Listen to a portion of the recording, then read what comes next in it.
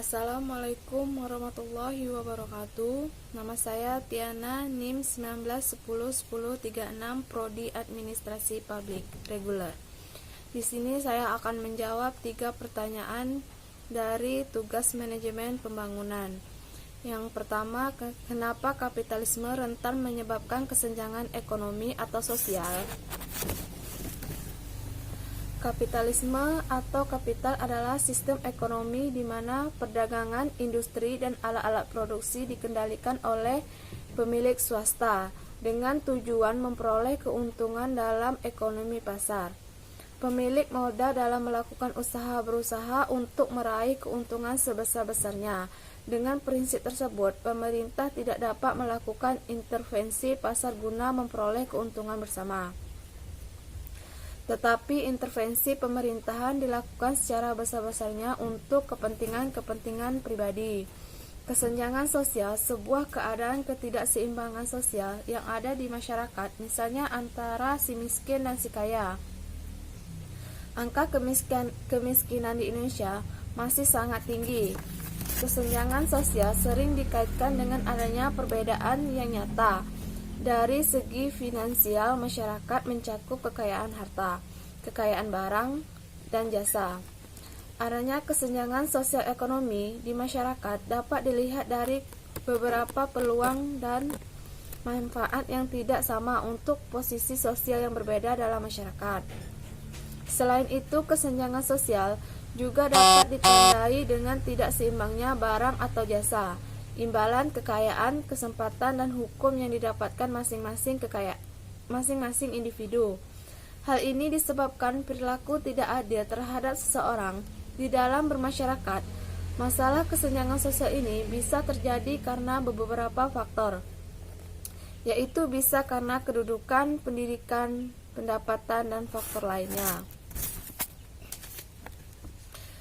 Yang kedua, adanya apa yang membuat kedikdayaan komunisme runtuh pada akhir tahun 1990-an?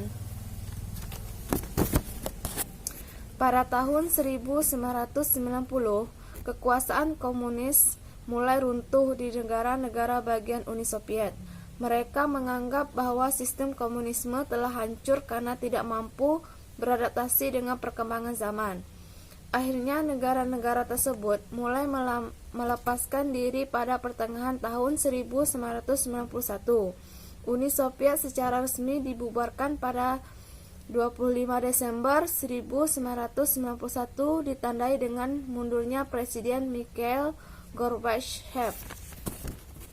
Dampak keruntuhan dalam buku dari Uni Soviet hingga Rusia 2014, karya Andi Rafael Saputra.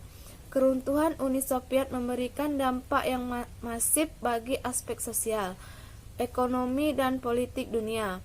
Berikut dampak runtuhnya Uni Soviet. Yang pertama, berakhirnya Perang Dingin antara Blok Barat dengan Blok Timur.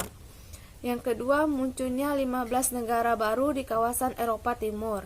Yang ketiga, menandai kehancuran sistem komunisme di dunia. Yang terakhir, menimbulkan krisis ekonomi di kawasan Eropa Timur.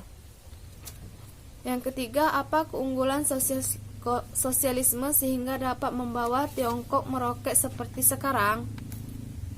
Sosialisme dengan karakteristik Tiongkok, yang berarti sosialisme yang disesuaikan dengan kondisi di Tiongkok, adalah ideologi resmi Partai Komunis Tiongkok yang didasarkan pada sosialisme ilmiah.